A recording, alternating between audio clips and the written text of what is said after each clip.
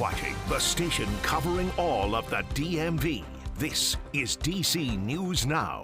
Well, good afternoon, and thank you for joining us for the news at noon. I'm Mark Hall. It is hot and humid today, and that could mean storms a little bit later on. Meteorologist Brittany Ward is in for Damon Matson this afternoon.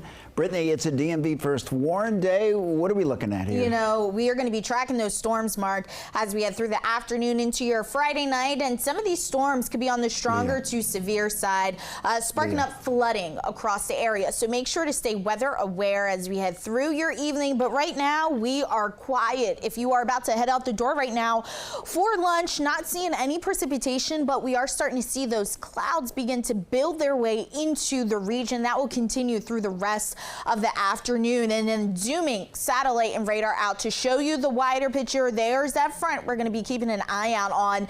This will continue to dive into the region this afternoon into tonight, sparking up some of those showers and storms that could be producing some heavy downpours. So again, just stay weather aware for any of your Friday night plans. We do have a flood watch that will be going into effect from 6 p.m. until tomorrow morning around 2 a.m.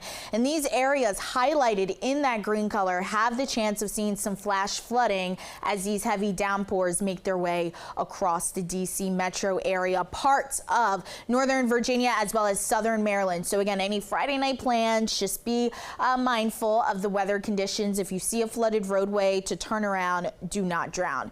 For the afternoon, not looking bad. It's once again another warm day in store for the region. We're tracking upper 70s to mid 80s right now. 85 currently in DC, 81 as you head over there to Hagerstown. You're in the upper 70s back off to the north and west. 77 currently in Winchester, 78 as you head over there to Cumberland. Dew point temperatures, they are on the rise. So again, heading out, you are going to feel that mugginess in the air. We're seeing those dew points in the 60s to lower 70s, indicating moisture in the air, and that's going to help fuel some of the storms that we're going to be seeing this afternoon. So keep it here, Mark. We'll have a full breakdown of the timing of those showers, what to expect heading into your Friday night, even heading into Father's Day weekend coming up.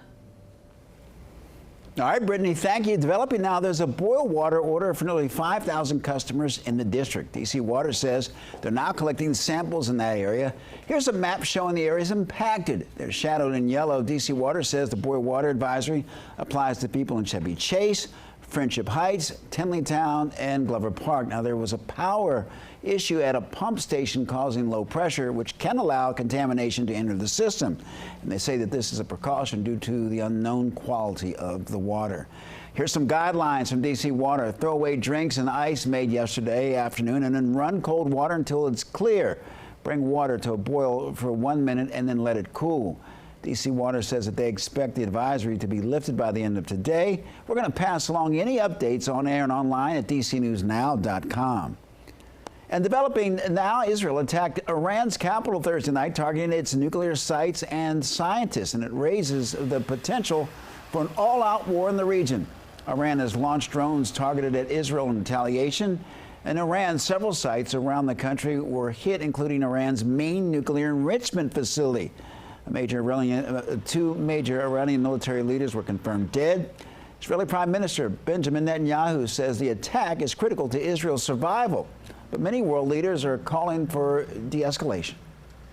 It's difficult now to predict exactly what will happen over the next 24 and 48 hours, but I think there is a focused endeavor to make sure that de-escalation is the key. This operation will continue for as many days as it takes to remove this threat. Other leaders, including from India and Turkey, have condemned the attack. The attacks have caused U.S. and Iranian negotiations over a possible nuclear deal to be canceled. Well, many are gearing up for this weekend's military parade, and thousands will make their way to the district for celebrations. And road closures and parking restrictions are certainly already in place. This is causing some delays for commuters. DC News Now, John Maurice say shares what you need to know to get around. Yeah, just navigating the streets of D.C. this morning was definitely difficult for us, and it has been for a lot of people, as many come out here to celebrate the 250th Army Parade that's taking place this weekend. You can see roads directly behind me have been blocked off. Some areas are open, but this is what a lot of the area is looking like. We also have some fencing around the district as well. Many of this started yesterday morning, and all of this is for the U.S. Army's 250th birthday parade. Now, you can take a look at this map showing all the road closures you can expect to see if you plan on driving into the district. Many of the roads leading to Constitution Avenue, Independence Avenue, and Pennsylvania Avenue will be closed, and that also includes roads to 7th, 12th, 14th, and 17th Streets. And some jobs here in D.C. have even given employees a day off from work or have them work from home to avoid the road closures around the area. And all of this is expected to last until 6 a.m. Monday morning. Now, George Washington Parkway will also be closed in both directions between 50 and 395 starting this evening at 6 p.m. until 6 a.m. on Sunday. And some people have already made plans to avoid the area, while others have to be here. And they definitely had some concerns because they were late this morning. The map actually changed like 4 times already, so we gotta do what we gotta do. It's stressful. Are you guys late? Very much. Extremely late? Very much. Our concern is about employees getting into here because there's going to be a lot of checkpoints. To avoid all that, definitely visit our website, dcnewsnow.com, for a full list of all of those road closures, and they are all expected to open up again on Monday at 6 a.m. We're now reporting in Southwest D.C. I'm Yalmer Sase, DC News Now. Marie, thank you very much. Not everyone excited about the parade. In fact, the new Associated Press poll shows roughly 60% of Americans think that it's not a good use of government money. Still, more people approve of the event overall than disapprove. And there was also roughly 30% who were neutral. Well, hundreds of protests are set to happen across the country this weekend, including here in the DMV. Organizers of No Kings marches call it a nationwide day of defiance. One protest is happening in Arlington along I-66 overpass, and it goes from 11 a.m. until 5 p.m. The same group protesting earlier this year to denounce the president and his former advisor, Elon Musk. An important court hearing today for Kilmar Abrego Garcia to determine if he can return home to his family in Maryland while he waits trial. He was wrongfully deported to El Salvador back in March and was finally returned to the U.S., but now facing federal charges of human smuggling in Tennessee. Abrego Garcia's attorney called the case baseless, saying that there's no way a jury is going to see the evidence and agree that this sheet metal worker is a leader of an international MS-13 smuggling conspiracy. In the Commonwealth, scenes of what happens to be the plain-clothes people wearing masks, confronting and then putting people in handcuffs. Advocates say that they are terrorizing communities. Well, these videos were taken in Northern Virginia outside an immigration courthouse in Sterling. Well, this is where ICE agents arrested 10 people. Now they're sharing those images with DC News Now's Max Marcilla, saying that the government is creating a climate of fear without giving communities any information about whom they're arresting and why. Is raising the alarm. For this group of advocates, standing outside this immigration court in Sterling is nothing new.